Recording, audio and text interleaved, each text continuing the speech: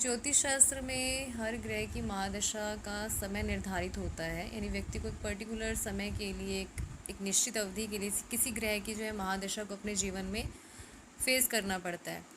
जब भी किसी ग्रह की महादशा चलती है तो सबसे पहले वह ग्रह अपने कारकत्वों को एक्टिवेट करता है। उस ग्रह से जुड़े हुए जो सिग्निफिकेंसेस हैं, कारकत्व हैं, वो व्यक्ति के जीवन पर प्रभाव डालना शुरू करते हैं। जिन जिन चीज़ों को वह ग्रह रूल करता है उनसे जुड़ी चीज़ें व्यक्ति के जीवन में उस महादशा में देखने को मिलती हैं।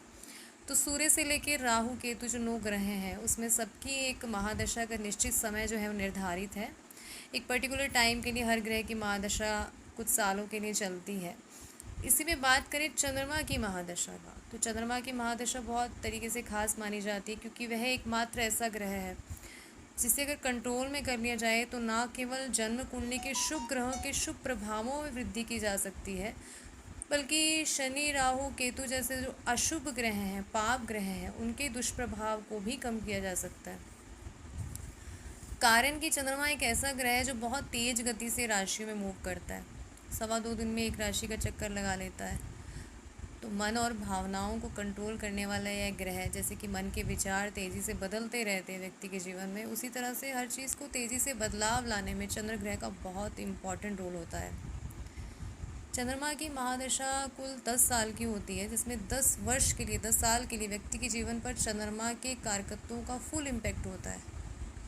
व्यक्ति की पर्सनल लाइफ हो या प्रोफेशनल लाइफ हो, कोई भी चीज़ घटित होती है उसका सबसे अधिक प्रभाव व्यक्ति के मन पर देखने को मिलता है। इमोशनली वो किस तरह से उन घटनाओं का असर अपने ऊपर से पूरी तरह से लेगा, वो चंद्रमा के नियंत्रण में होने की वजह से मन को पूरी तरह से मानसिक तौर से जो वो इम्पेक्ट रहता है।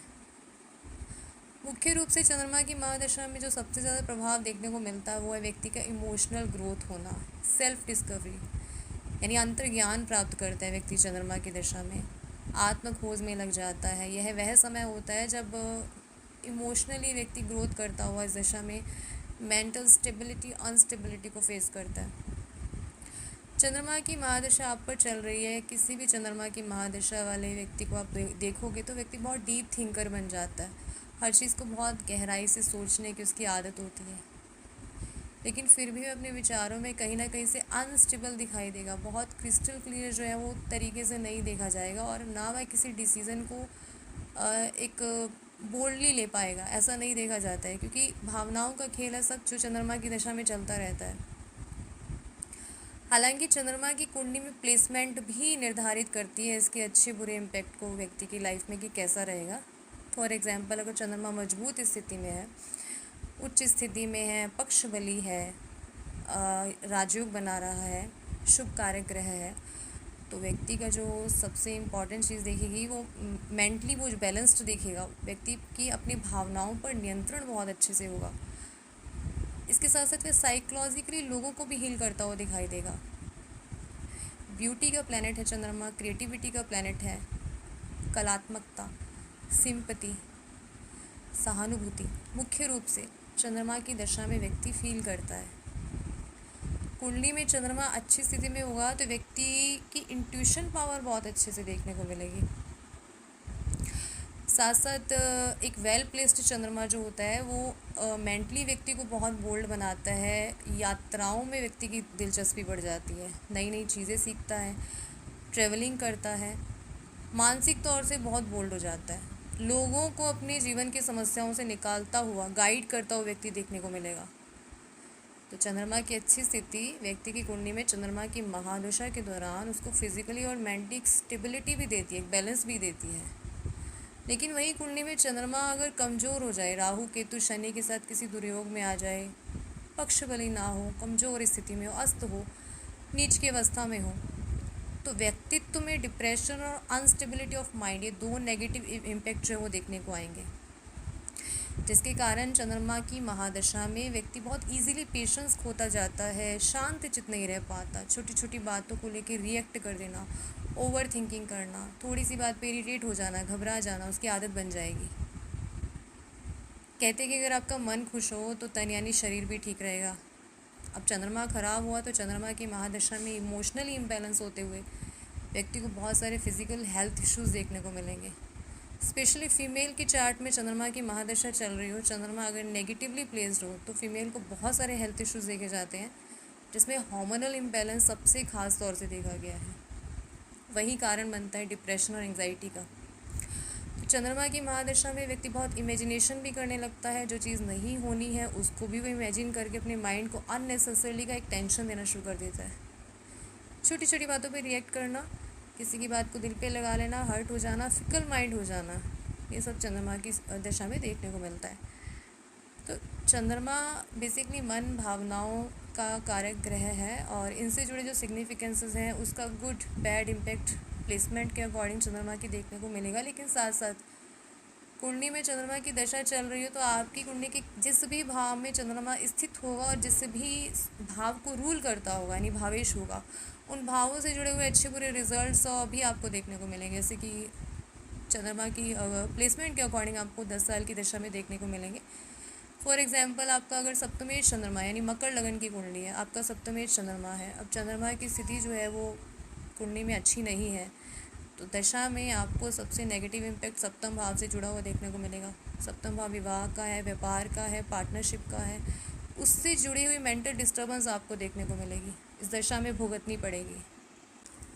इसी तरह से मान लीजिए कर्क लगन है, चंद्रमा की दशा चल पड़ी तो लग्नेश की महादशा होगी। अगर चंद्रमा कर्क लगन में नेगेटिवली प्लेस्ड हुआ तो ना केवल हेल्थ को डैमेज करेगा, फिजिकल मेंटल हेल्थ को बिगाड़ेगा, साथ साथ जो है वो कई तरह की पर्सनल प्रोफेशनल जो ग्रोथ है उसको भी रोकेगा। वहीं अगर पावरफुल कंडीशन में चंद्रमा हुआ तो यही लग्नेश की महादशा व्यक्ति को एक अच्छी health, wealth, name, fame, personality, society में एक नाम जो है वो दिलाएगी। तो ये तो चंद्रमा की जो है कॉमन महादशा के जो है वो प्रभाव देखने को मिलते हैं, क्या क्या देखने को मिलेंगे।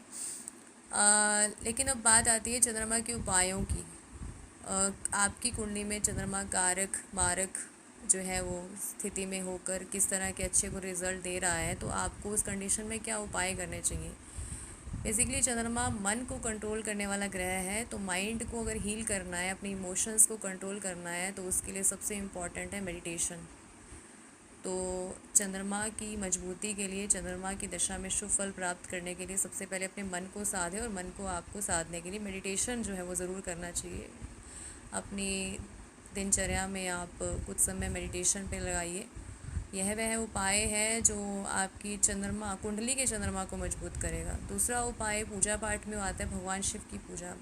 महाकाल भगवान शिव जिन्होंने अपने शीश पर चंद्रमा को धारण किया हुआ है, अगर आप कुंडली के चंद्रमा को मजबूत करना चाहते हैं तो उनकी पूजा करने से बेहतर कोई उपाय नहीं है। भगवान शिव को प्रतिदिन चांदी के पात्र में थोड़ा सा कच्चा दूध और जल जो है वो मिक्स करके वो जल जो है वो शिवलिंग पर चढ़ाना, ये चंद्रमा को मजबूत करेगा। इसके अलावा चंद्रमा जो है वो माँ है, स्त्री ग्रह है, चंद्रमा माँ है, तो अपनी माँ के साथ कुछ समय व्यतीत करना, अपनी माँ के समान जो और फीमेल है उनकी रिस्पेक्ट करना चंद्रमा को मजबूत करेगा। चंद्रमा जल है, पानी है, तो चंद्रमा के लिए बताया जाता है कि जब भी चंद्रमा की दशा चलती है तो पानी ज़्यादा इंटेक करना चाहिए। आपकी बॉडी में पानी की मात्रा, मतलब पानी ज़्यादा पिए, और साथ साथ पानी वाले कुछ जो प्लेसेस हैं, जगह हैं, उनको एक्सप्लोर करिए। जैसे कि मन एक जगह पे नहीं टिकता है, मन चंचल है, तो उस चंचल मन को स्टेबल करने के लिए आप चंद्रमा के एलिमेंट को अपनी लाइफ में लाइए। तो पानी वाले जो एरियाज़ हैं वहाँ पर कुछ समय व्यतीत करना, वहाँ जाना, घूमना, ये चंद्रमा को मजबूत करेगा। चंद्रमा चांदी है, तो चांदी का प्रयोग भी चंद्रमा की दशा में चंद्रमा को मजबूत करता है, अच्छे फलों की प्राप्ति होती है।